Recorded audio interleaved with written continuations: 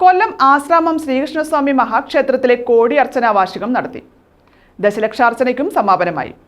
ചടങ്ങിന്റെ ഭാഗമായി നടന്ന അസുര നിഗ്രഹം ഭക്തിസാന്ദ്രമായി. തന്ത്രിമുഖ്യൻ കുളക്കട താമരശ്ശേരി നമ്പിമഠത്തിൽ രമേശ് ഭാനു പണ്ടാരത്തിലിന്റെ മുഖ്യകാർമ്മികത്വത്തിൽ 20-ൽ പരം കാർമ്മികരുടെ നേതൃത്വത്തിലാണ് പൂജകൾ നടന്നത്. സമാപന ദിവസം അഭിഷേകം, ഗണപതി ഹോമം, വിശേഷാൽ പൂജകൾ, മഹാദീപാരാധന, ലക്ഷദീപം, പുഷ്പാഭിഷേകം, കഥകളി, നൃത്തനൃത്യങ്ങൾ എന്നിവയും നടന്നു.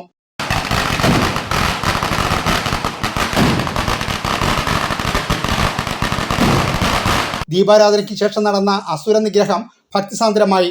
ക്ഷേത്രത്തിന് മുൻവശം പ്രത്യേകം സജ്ജീകരിച്ച സ്ഥലത്താണ് 50 അടി ഉയരത്തിൽ തീർത്ത അസുരനെ നിഗ്രഹിച്ചത്.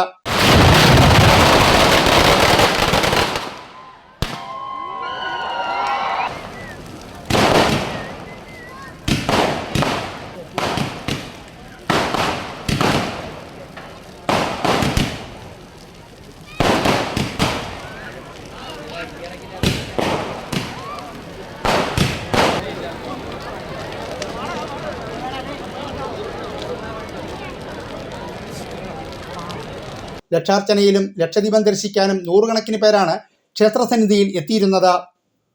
ന്യൂസ് ബ്യൂറോ, കൊല്ലം.